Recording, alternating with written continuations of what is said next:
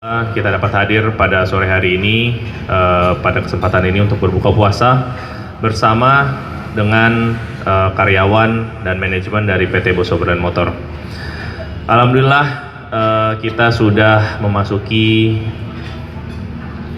semester terakhir atau kuartal terakhir dari bulan puasa kita ini, di mana tersisa kalau nggak salah sekitar 10 hari ya kalau nggak salah.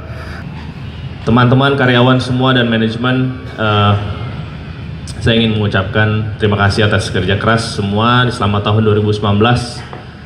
Kita dapat bekerja sangat baik di tahun 2018 dan mari kita berdoa di tahun 2019 ini kita dapat mencapai hasil yang lebih baik dari tahun-tahun sebelumnya.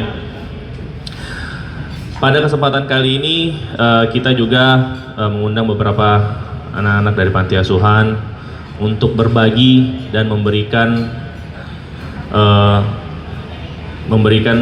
beberapa sedekah untuk pada mereka. Tahun 2019 ini suasananya lebih berbeda karena memang pekerjaan yang ada di Boso Brand Motor jauh lebih keras lagi dibanding tahun-tahun sebelumnya. Dan grup otomotif secara general, persaingan atau situasi belakangan ini sedikit berbeda karena baru dilaksanakannya pemilihan presiden.